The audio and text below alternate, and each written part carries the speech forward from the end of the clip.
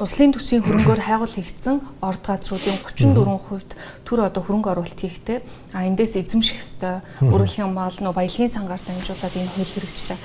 Тэгэхээр энэ дээр нөгөө үндэсний аж ахуйн нийжүүтэй холбоотой асуудлууд яа харахгүй гарч ирдэг. За одоо бол нөгөө компаниудтай хилцэл хийхин асуудал болно гэдэг бас л одоо олон нийтийн хүлээлт үүсгэсэн явж байна. MMC-тэй одоо юу гэдэг energy resource-тэй яаж хилцэл хийгдэх үү? За бусад одоо MAC гэдэг юм уу те энэ компаниудтай холбоотой асуудлууд явж байна. Тэгэхээр цаашдаа энэ дээр зарчим нь яг ямар байх юм? Тийм. Тэгэхээр ер нь бол бид нар одоо би бол засгийн газрын гишүүн хууль биелүүлж ажиллах үүрэгтэй хүн. Тэгээ Монгол Улсын үндсэн хууль 6-гийн 2-т бол газрын хэвлэлийн баялаг бол бүх ард түмний өмчгөд зааж өгөөд за тэгээд энэ том хэмжээний стратегийн орд газруудыг бол одоо Монгол ганц байдаг олголт шахуул та. Стратегийн орд газруудыг болдгийн одоо улсын төсвийн хайгуул хийсэн бол 34%, хувийн хайгуул хийсэн бол 34%. За улсын төсвийн хайгуул хийсэн бол 50% гэж одоо ярьж байгаа. Ийм хуультай. Тэгэхээр энэ хуулиа биелүүлэхийн тулд бол бид нар хилцэлд орох ёстой. Гэхдээ Монгол Улсын үндсэн хуулиар бид одоо хувийн өмчийг одоо хүлээн зөвшөөрдөг ийм орон арчилсан улс орн. Тэгэхээр бид бол хувь хэмжээ эзэмших гэхээсээ илүүтэй эхлээд хувь нь ямар байх юм гэдэг одоо дүрм журмаа тодорхой болгоод тэр хэмжээндээ таарсан ашигт малтмлын нөөц ашигласны төлбөр авах хөлбраар одоо үйл ажиллагаа явах зүйтэй гэсэн зарчмын байр суурьтай байгаа. Өөрөөр хэлбэл тухайн төсөл ашигтай байна уу, ашиггүй байна уу, үйл ажиллагаа явуулж эхэлсэн өдрөөс эхлээд л Монгол Улсын одоо ард иргэдэд байгалийн баялагын өгөө шууд хүртэж болдог энэ хөлбөр гэсэн үг. Өөрөөр хэлбэл бид бас энэ анхных биш одоо дараачийн ордуудтай нэг жишг гарсан нь бол энэ Бадрахын нэр жилийн төслийн одоо зөөвч яваа төсөл дээр хийгдсэн Оронагийн гэрээ гэж нэрлэгдэж байгаа гэрээ байгаа. 34%-ийнхаа одоо боломжийг ашигт малтмлын нөөц ашигласны төлбөрлөө хувиргаж авах одоо энэ хөлбраар хийж байгаа. Тэгээ нийт баялаг одоо орд газрын өгөөжийн 51% нь ард иргэдэд шууд хүртдэг байх энэ хөлбөр рүү явна гэсэн ийм одоо шийдвэр гарсан байдаг. Тэгэхээр энэ загварын дагуу л одоо явна гэсэн ийм бэлтгэл одоо ажлыг бид хангаад одоо хилцэл хийхэд бэлдээ явж байна. Эн чинь одоо нийт 16 стратеги орд байгаа шүү. Нэгдүгээр авсалтанд байгаа. Дараачих нь 39 орд байгаа. Энэ бүхэнтэй бүгднтэй хэлцээр нэг зарчмаар ажиллана. За хөрөнгө оруулагчдаа ээлтэй, Монголын ард түмэнд ээлтэй. За тэгээд олон нийтэд ээлтэй ийм л одоо төр засагтай ээлтэй ийм л одоо шийдвэрийг гаргахын төлөө бид нар ажиллах ёстой. За энэ дүрм журм одоо загвар жишээнүүд нь гарцсан байгаа учраас хилцээр бол нэлээд гайгүй явагдаж байгаа. Өөрөөр хэлэх юм бол Орона дээр одоо байгуулсан Орона майнингтай байгуулсан гэрээний зарчим дээр үндэслээд бусад ордуудтай яг энэ зарчмаар явна. Тэгэхээр амнааттай холбоотой асуудал дахиад ярих тийм амнааттай холбоотой асуудлыг яаж шийдэх үү? Одоо байгаа хуулийн хүрээнд явуулах юм уу? Эсвэл энэ тусдаа хууль болж гараад явах юм уу? Яг яаж явах юм? Одоо энэ чинь амнааттай холбоотой асуудал нөгөө талд нь хувь хэмжээтэй холбоотой асуудал. Хувь хэмжээ ямар одоо бэрхшээлтэй байдал оруулж байгаа бид нар оюу толгойн гэрээнээс харж болно. 34%-ийнхаа санхүүжилтийг бид нар хийх гэж чадахгүй тэрэндээ өөр тавьсан, өөр нь хитрхийн өндөр хүүтэй. Тэр нь ламбардны юм шиг өндөр хүүтэй. За ингээд энэ хүүгээ бид нар төлж чадахгүй хуримтлагцаар хагаад нөгөө ноогдол ашгаар авах ёстой байсан орлогомч байхгүй бүр нэмээд өрөнд орох руу орчиход. Тэгэхээр бид бол өөрөө хөрөнгө оруулалт гаргахгүй. Тэгээд үйл ажиллагааных нь орлогоос шууд зардал дээр нь шууд хувь тооцоод амнаат авдаг ийм хөлбөрлөл явах ёстой. Одоогийн байдлаар улсын төсөвт орж байгаа нийт одоо манай ашигт малтмлын салбараас орж байгаа орлогын дөнгөж 5% нь одоо ногдол ашгаар ирж байгаа шүү дээ. Бусд нь амнаатаар ирж байгаа байхгүй. Тэгэхээр энийгээ бас бид бодох ёстой байхгүй. Тэгэхээр амнаатын хөлбөр нь хамгийн эрсдэлгүй ашигтай байх хөлбөр юм аа л гэж үзэх ёстой. Одоо жишээ нь яг юм байгаа шүү дээ. Амнаатын зарчмыг томох ордууд дээр нэвтрүүлэх юм бол ямар хувь хэмжээгээр нэмэгдэх боломжтой улсын төсвийн орлого энэ дээр та тооцоол хийж үзсэн үү? Тэгэхээр энэ юм байгаамаа. Нэгдүгээрт бол одоо юу байгаа амнаат гэдэг ойлголт бол ерөөсөө тухайн байгаль газрын хэвлэлийн баялагыг ашигласныхаа одоо төлбөрийг хураамжийг газрын эзэн төлж байгаа хэлбэр газрын эзэн Монгол улсын ард иргэд. Тэгээ газрын эзэнд энэ төлөх төлбөрөө бид тэр тухайн аж ахуйн нэгж төр байна уу, хувь байна уу, жижиг байна уу, том байна уу бүгдээрээ төлөх ёстой. Миний одоо зарчим бол тэр засгийн газар яриад байгаа юм тэр байгалийн баялаг бол байгалийн баялаг. Том битээ учраас чамаас их аавн, жижиг битээ учраас чамаас бага аавна гэдэг бол буруу ойлголт. Нэгэнд байгалийн заягдмал нөөц байгаа бол бүгднгээс нь энэ одоо баялагын сангийн одоо амнаатаа авч явах ёстой.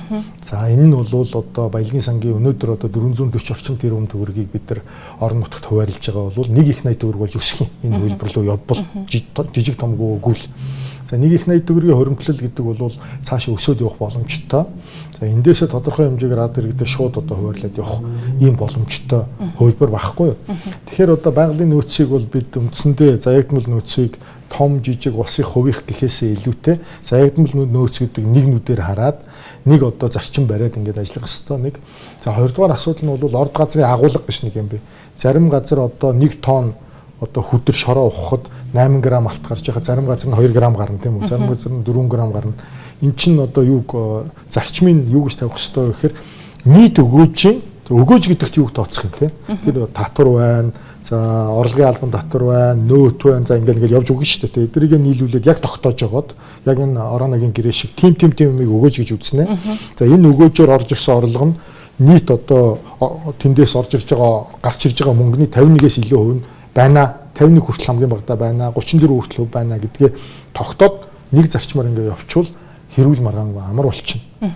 Тэгэхгүй одоо ингээд юу гэдэг өөрсдөө санхүүжүүлж чадахгүй 34% эзэмшчихэд ингээд тэрнийхээ өрөнд ороод суугаад байгаа хувилбар бол яавч зүг биш болчихно. Одоо бол амнат яхаарахгүй нүүрсэн дээр бол жишг үн тооцож байна тий. Англиад нүүрсэн англиад за таасаа хэлж байна. Орооноо дээр өөрөлдөх юм бол уран дээр бол ингээд амнатын жишг бол гараад ирлээ. Бусад ашигт малтмлын одоо түүхийдүүд дээр яах юм? Жишээ нь зэсэн дээр бусад төрлүүд дээр яах юм? Ямархуу байдалтай явах юм? Гэхдээ ялгаагүй одоо нэг л зарчим байхгүй бид түрүү хэллээ шүү дээ. Одоо энэ оюутлогын гэрэн дээр чинь гарч байгаа нэг маргаан нь юу гэхээр өгөөж гэдэгт юугээ тооцох вэ гэдэг дээр л маргаа үсээд байгаа байхгүй. Өгөөж гэдэгт алиг тооцох юм. Усны төлбөрийг бид жишээ нь оюутлогын гэрэн дээр тооцоод байгаа байхгүй. Гэтэл энэ чинь усны төлбөр чинь нөхөн төлбөр болохоос өгөөж биш. Агарын бохирдлын төлбөр гэдэг чинь бохирдуулсныхаа төлөө төлж байгаа төлбөр болохоос нөхөн төлбөр болохоос өгөөж биш. Тэ? За гих мэтчлээ эднэрийг бол жишээ нь өгөөж тооцохгүй байх хэрэгтэй байхгүй. Эднийг хасна. Гэтэл нөгөөд бол энийг өгөөж гэж үзэж бидэрт мөнгө өгснөөр нийтээрээ тооцохоор суурин зөрчөөд байгаа учраас манай талын өгөөж бодох одоо суур тэдний талын өгөөж бодох суур хоёр зөрөөд байгаа учраас маргаан гараад байгаа байхгүй. Тэгэхээр бид нар хамгийн эхлээд өгөөжд юугээ тооцох юм бэ гэдэг тоглоомын дүрмийг тодорхой болгох хэрэгтэй. За эдрийгээ дурдж авчаад энийгээрээ тооцоол хийгээд үзэх жишээ нь орооногийн гэрэн дээр яасан бэ гэхээр нийт одоо татвар хураамж юмнуудаа одоо хуулийн дээр ингээд тооцоод үзэхэд 40% болчихж байгаа. Тэнгүүд нь автоматар одоо нөгөө баялагын сангийн өгөөж амнат гэдгээр нэмэлт шууд автоматар авдаг ийм зохицуулт гэрэндээ хийж өгөөд эннийхээ үр дүнд шууд 51% гэж аваад байгаа байхгүй. Энэ нь өөрөө аюул шодрог тогтолцоо болчихж байгаа байхгүй. Тэгэхээр юуг өгөөж гэж тооцох юм бэ гэдгийг тооцохоос эхлээд дараачийн асуудал яригдана. Өнөөдөр бас улсын прокурорын ерөнхий газраас мэдээлэл гаргасан байна. За нүүрсний хэрэгтэй холбоотойгоор 40 орчим хэрэг дээр яг одоо хяналт шалгалтын ажиллагаа үргэлжлүүлж байна. За холбогдох одоо бусад одоо хэрэгүүдийг хилцээд шүүхэд шилжүүлээ. Зарим хүмүүст бол хариуцлага тооцсон гэсэн мэдээлэл гарсан. Тэгэхээр одоо нүүрсэн дээр ер нь одоо төсвийн хулгай гэж дандаа яригддаг те. За нүүрсний хулгай гэж яригдж байна. Тэгэхээр одоо яг энэ төрийн өмчит компаниудтай холбоотой энэ асуудлыг яг яаж зэгцлэх юм? Засгийн газарч ер нь яг одоо бодлого стратеги байгаа юм. Байлгүй хаа. Ер нь бол штэ. Дарга томлоод, дарга тэр захирлын томлоо захирал нь хулгай хийгээд явдаг энэ схем болох хэрэгтэй. Хоёр зарчим байгаа. Нэгдүгээр бүх худалдааг ил тод. Тэр яг хаанаас үүссэн? Бүх одоо байгаа хуулиар бүх худалдааг ил тод болгож биржээ дэмжих хэрэгтэй. Бирж үргэлж ил тод олон нийтийн нүдэн дээр бодит үнээр худалдаа хийж байгаа. Тэгэхээр бирж рүү бүх одоо аж ахуйн нэгжийн худалдаа шахах хэрэгтэй. Ингэж авах хэрэгтэй. Үгүй бол одоо гэрээний үнээргээ 100 төгрөгийн юм чинь 50 төгрөгөөр тооцоод Монголдо зараад 50 төгрөгийн одоо 50% татвараас зугатаагаад хилийн цаана гаргаж өндөр ашиг болоод байна шүү дээ. Энийг болиулах гэхээр 100 төгрөгийн юм чинь бүр савж аваачаад гадны улсын одоо хэмжигдэхүүнээр хэмжээд 120-оос 150 төгрөг гэж тооцоолоод тэрнээсээ татвар авахаар аж ахуйн нэгжүүдэд нь одоо бодиттой татвар биш болоод онцлоод эхэлж байгаа. Тэгээ энэ зуур нь бүтээгдэхүүний үн 50% унчингууд нөгөө аж ахуйн нэгжүүчээс сөхрөөд ирнэ. Энэ хэрээр нөгөө Эрдэнэс 5 толгой компани ашиг буурна. Алдагдал руу орно. Алдагдал руу ороод ирэхээр нөгөө 1072% цанд ногдол ашигч байхгүй болчихж байгаа байхгүй юу. Тэгэхээр бид нар борлуулалтыг нэмэгдүүлж бодит байдалд хүрэхин тулд дотоодын одоо хөрөнгийн биржийн үнээрээ тооцож яг дундуур хувилбар гэсэн үг.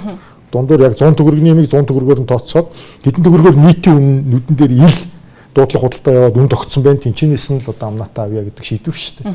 Тэгэхээр энэ бол ил болох хэрэгтэй нэгдүгээр асуудал. Хоёрдугаар асуудал бол бид энэ төрийн өмчит хувьцаат компаниудыг шууд хөрөнгийн бирж дээр гаргах хэрэгтэй. Шууд олон нийтийн хараа хяналтанд оруулах хэрэгтэй. Болж игэл одоо тэгээ 50 орчим хувийг нь өгөх хэрэгтэй шүү дээ. Ил гаргаж явах хэрэгтэй. Хамгийн наад захын жишээ 13-4 км-ийн цаана аваачаад нэг их 80 төгрөгийн үнэтэй үйлдвэр бариад тэрнлүүгээ уурхаагаас одоо угаах нүүрсээ зөөх дахиад 280 тэрбум төгрөгийн конвейерийн систем авчиж тавьчихсан. Ямар шаардлагагүй. Гэтэл Бортогийн уурхаад дээр нэг угаах үйлдвэр байж нэг хувийн үйлдвэр, энержи ресурсын талбай дээр ухаан удаг төсөл дээр бас нэг юу угаах үйлдвэр байж л байна. Яагаад тэрийг дээрээ хол аваач барьж байгаа юм? Нэг. Одоо ингээд нөгөө конвейер нь 280 тэрбум төгрөгөөр баригдаад дуслаа гэхэд угаасан нүүрсээ тэндээс зөөхөөр яаж зөөх юм цагаад. Дахиад зардал واخгүй юу?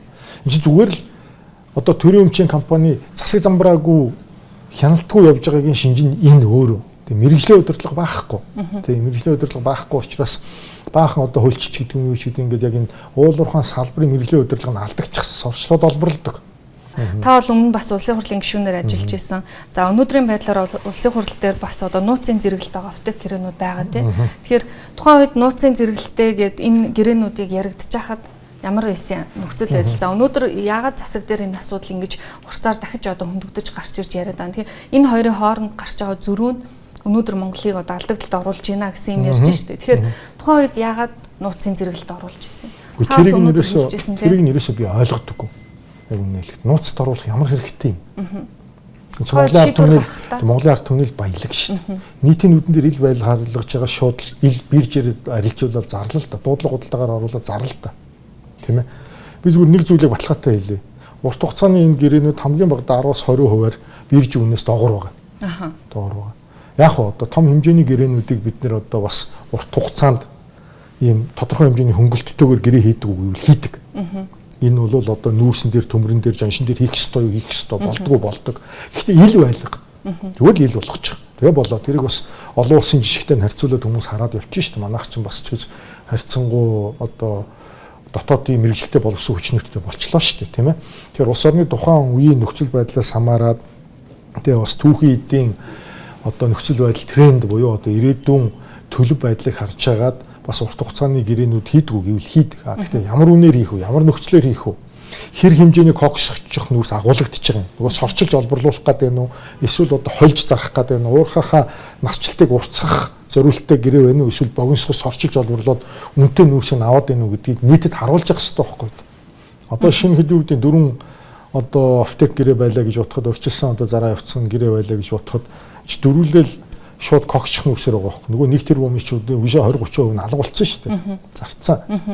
Гэтэл орд газар чи яахаар ашигтай байдаг вөхөр баг агуулгатай их агуулгатай нь хольж дунджилж одоо жиг үнээр өгж явах хэрэгтэй байдаг тий.